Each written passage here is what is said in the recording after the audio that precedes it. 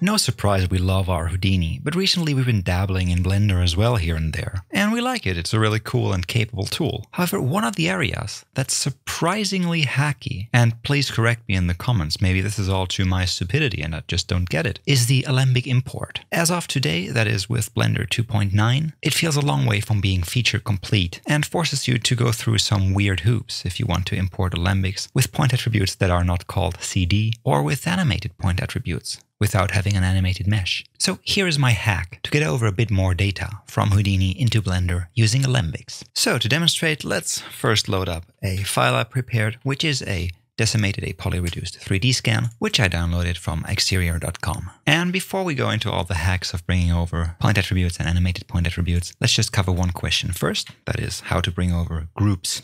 So what you can do in Houdini is just use a group node. In this case, I'll group by primitives, and I'm going to be grouping by bounding regions, and I'll just move over that center here to select one half of this 3D scan here, and maybe duplicate that group here, call this one group 2, and move over that cube to select the other half. So when I middle mouse on this here, I can see I have now two primitive groups. So when I export them to Alembic using the Alembic ROP output here, which I can attach down here, just give this a file name,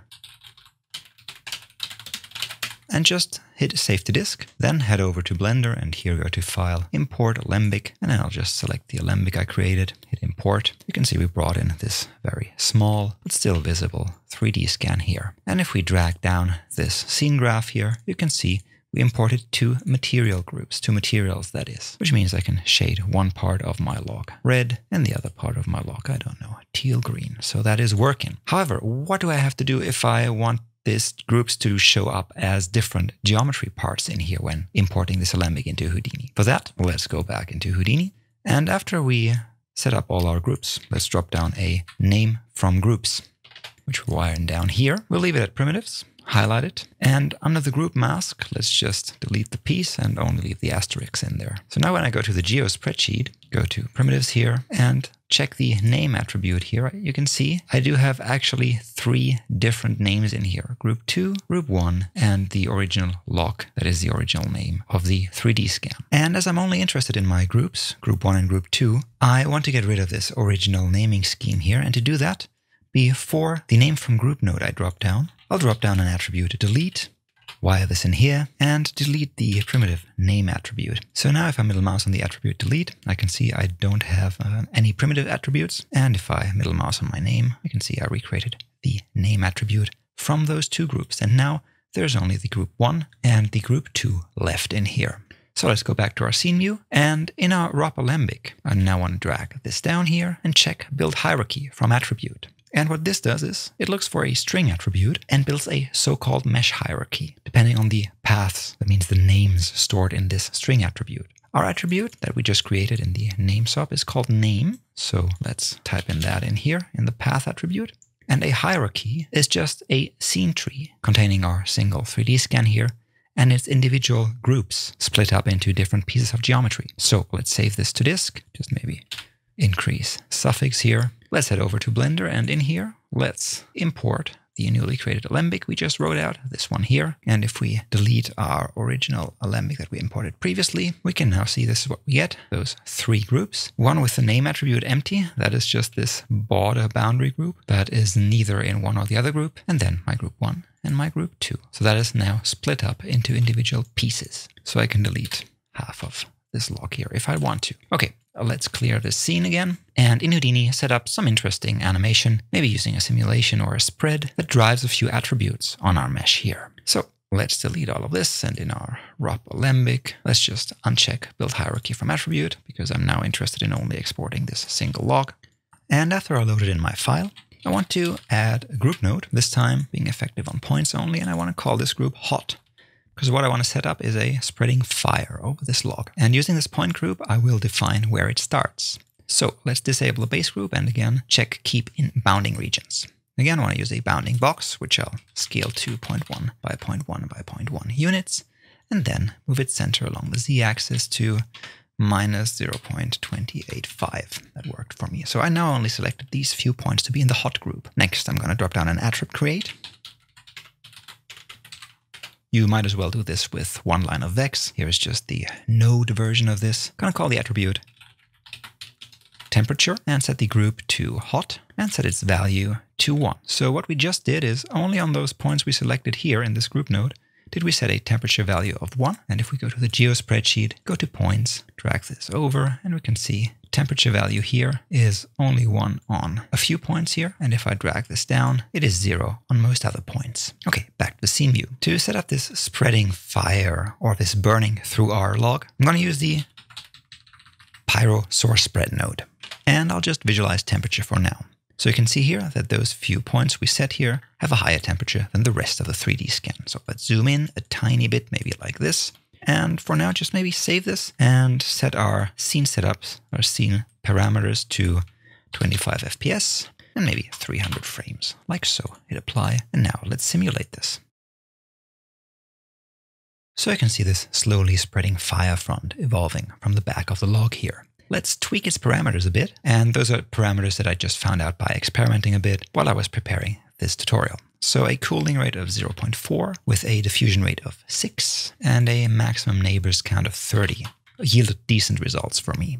Also in the fuel tab, I set the initial fuel to 20 and dialed back the injection rate to 0, so we're not adding additional fuel into this quote-unquote fire. Okay, let's save this and resimulate.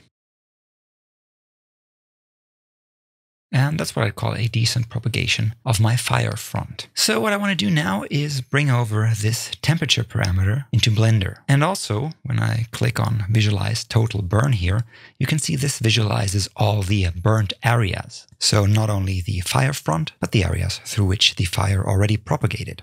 And when visualizing this on the geometry spreadsheet here, you can see that we have a total burn value ranging between 11.5 that is, and 0. Keep that in mind for later. For now, I'll just disable the visualization and I'm going to drop down a color node, set this to ramp from attribute, and the attribute I want to visualize as a color and save out as a color is called temperature. Like this. So you can see this is my fire front here, just being shaded white. Middle mousing on this reveals we have a bunch of point attributes. For now, we only care about the color, as we don't want to build a hierarchy. When exporting this to Alembic, we don't care about the name, we don't care about this detail attribute, and we also do not care about this hot point group. So let's delete all of this using an attribute delete, followed by a group delete. In the group delete, I just want to delete any group using an asterisk, and in the attribute delete, I want to delete all point attributes, again asterisk, except my color. And that's done by using the hat symbol and then typing CD for the attribute we want to exclude from this deletion. Also, let's just delete all vertex, primitive, and detail attributes. So if we middle mouse on the group delete, we can now see we have a mesh that only has 2 attributes, its point positions and the color, no groups, no other attributes. Let's pipe this into our ROP Alembic. So we are left with this tree here. In the ROP Alembic, we uncheck build hierarchy from attribute. And for now, I'll render a frame range, shift control clicking in here to only render out the first, let's say 60 frames. Or maybe let's reduce this even further to 50, like so. Let's just increase our suffix here and save this to disk. Takes a short while to cook. And now again, let's head over to Blender and in here, import the Alembic we just written out. So let's again drag down the scene tree here, go to group delete, go to the object data properties here. And under vertex colors, you can see we now brought in CD, our color diffuse, but we cannot see it. Let's just go to object mode here, so we don't have the wireframe overlaid here, and go to viewport shading here. Now, in order to see this color, what I have to do is I'll have to assign a new material or a material to my geometry. I'm just going to go to the shading tab here, and this is the material I just created. Just going to zoom in so I can see my mesh here. Again, down here, object data properties. This is the color I want to visualize. To do that, I'm just going to drop down an attribute node here, and in here, under the name tab, I'll just type in the name of this attribute I want to use in shading. In this case, capital C, D. And wire in this color to the base color here. And now you can see my hot areas are white with the rest of the mesh being shaded black. All right, let's watch the animation. In my case, I'll just be lazy, go to the animation node here, zoom into my viewport here, set this one to viewport shading, and seeing this white area here, let's just hit play. And nothing is happening. And here's where I'm asking for your advice specifically, because in my tests, the only way to get animated point attributes over into Houdini is to have an animated geometry and actually moving, deforming geometry in my Alembic. Otherwise, Houdini wouldn't read in those animated values. So if there's any other way to force Houdini or to motivate Houdini to read those animated point attributes in, please let me know. Otherwise, here is my hack. In Houdini, what I did is I dropped down a platonic or any other simple kind of mesh and scaled this down to a really tiny size, for example like this. And then I animated its rotation using a simple expression, just $FF, which takes in the current frame number and uses that as a rotational value. So now I have this really tiny platonic solid here, just rotating slowly in the center of my scene. I assigned this one a group, which I called move, and I put every primitive I had in this group. Just goes in here. And also I just duplicated this grouping node. And before exporting my main mesh to the ROP, I called this one log. And then what I did is I merged my main geometry, my log here, with the platonic solid that I just animated. So let's use the Alembic ROP out again and save this to disk again. Head over to Houdini. Let's just delete the previously imported file here and re-import the Alembic we just wrote out. Now, if we drag down our scene tree here, we can see this modifier here, which is a mesh sequence cache, which means that Houdini imported some animated sequence from Alembic. And also we have two materials. Remember, those are coming from the groups. One is called log, one is called move. So let's go to the log material here and click on use nodes. Go to our shading tab, and in here again, let's drop down the attribute node. While in our CD attribute, let's just check it's there. Yeah, wire this in the color.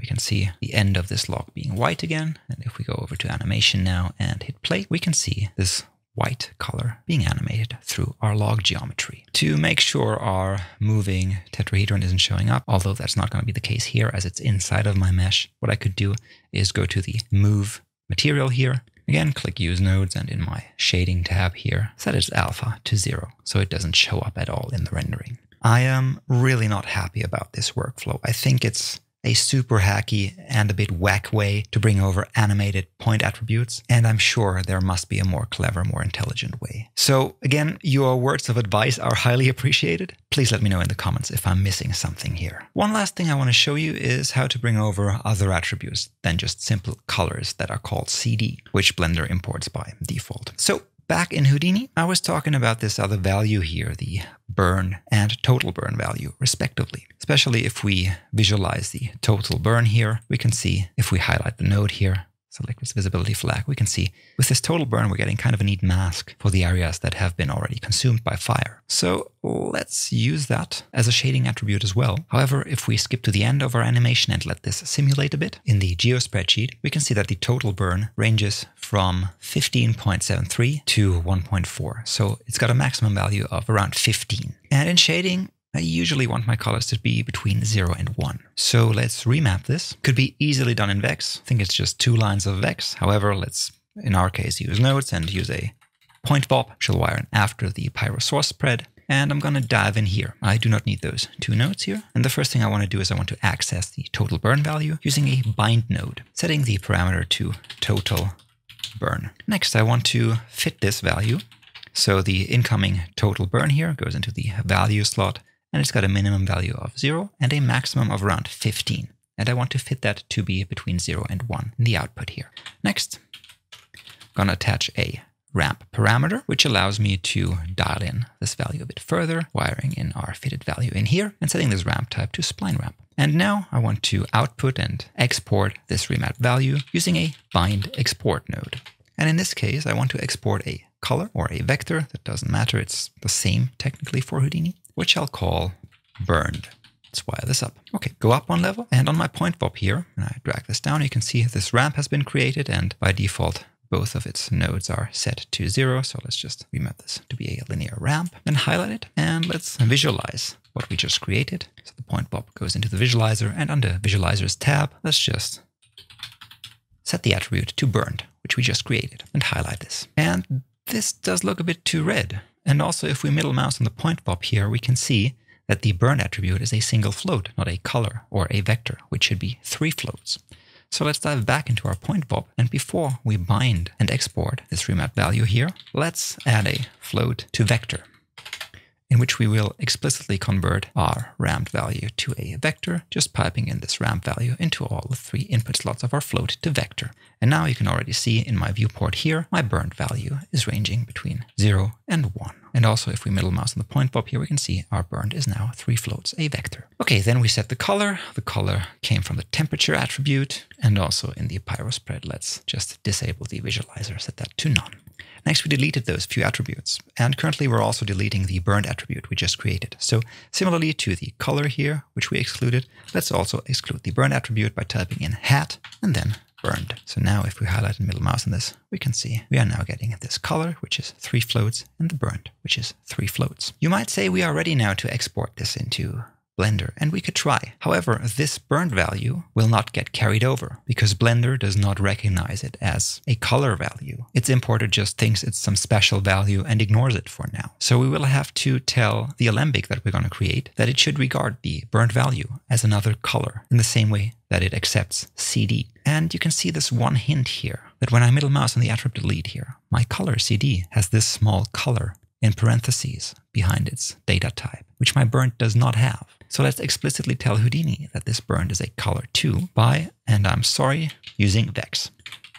Just going to drop down an attrib wrangle, which I can set to run over detail, so it runs only once. And in here, I want to set the attrib type info. Let's add parentheses and a semicolon to this and highlight this, hit F1 to bring up its help page. So this is the help page, and these are the different attribute types that Houdini understands. And we want to set this burnt to be a color. So let's just copy this little help file here, which tells me which parameters this function needs. Go back into Vex here, paste what I just copied, and it needs the geohandle, so the current geometry we're working on. First input slot with ID 0. Then it needs the attribute class. So burnt is a point attribute. Then we need the name, that is burnt. And then we need the type that we want to set this to, and we want to set this to be a color. So that's all there is. Let's highlight this and middle mouse on this. And now we can see that burnt also has this parentheses saying it's a color value. And now, fingers crossed, I can go to my ROP Alembic, again increase my suffix here, and save this to disk. So after that's written out, let's head over to Houdini. Again, let's delete my previously imported mesh here and go to File, Import Alembic, and import what we just wrote out.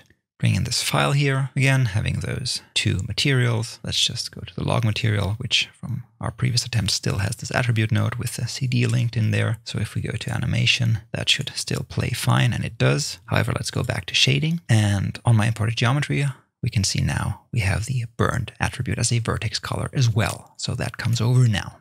So let's use that to maybe blend between 2 different materials, between this material here and let's use a mix shader. So this one goes in the first slot, output goes into the surface output. Let's create a second shader, maybe again principled BSDF, which in our case we'll just set to an orangey red color like so. And that output goes into the second shader slot of our mix shader. And the mix value of those 2 shaders shall be driven by my burnt attribute, which I'll import using another attribute node here, this time with the name set to burnt. And let's just use the simple float value here, which I'll wire in the mix shader. So that is my rather simple cycles node graph here. Let's just see in the animation view if that worked. And yes, we can see this dark orange color coming through here. And if we want to drive how strongly this color comes through here, there are 2 options. Either in Houdini, I could tweak the ramp here on the point VOP I just created, maybe having the visualizer highlighted as well here.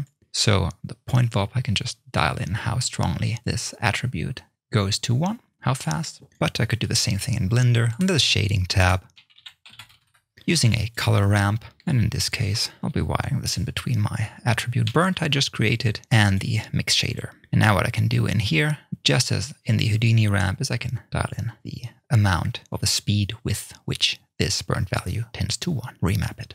So let's recap this. Alembic import into Blender is not as straightforward as it should be in my opinion. If you keep in mind to set the attribute type info to a color, you can bring over most vector valued attributes from Houdini into Blender. The animation will carry over in my tests, and please correct me if I'm wrong. The animation will carry over only if I have some sort of animated mesh in here. That's why I created this turning platonic solid here, gave it a separate group so I could assign it an invisible material so it doesn't show up in the rendering over in Blender.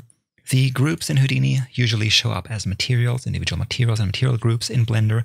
And if you want to split up your geometry into different sections, use the build hierarchy from attribute here. And you could use a name from groups node, for example, to build a name attribute and split up your mesh into individual parts when bringing it over to Blender. For more on rendering in Blender, specifically in Eevee, you might want to watch Manu's tutorial on rendering a skull in Blender Eevee. And the set attribute type info hack comes from our very dear friend Chris Kopich, who did a really neat tutorial on an endless blooming and endless blossoming effect. As always, if you appreciate what we're doing, if you want to support us or want to gain access to more in-depth tutorials, you might want to consider becoming a patron of ours. And to everyone already supporting us on our Patreon, thanks so much, guys. It is because of your support that Entagma is possible. And a very special thank you goes out to Patrick Fillion, Important Looking Pirates, Chris Hebert, and Refeka Nadal. Thanks so much, guys. And until next time, as always, it's cheers and goodbye.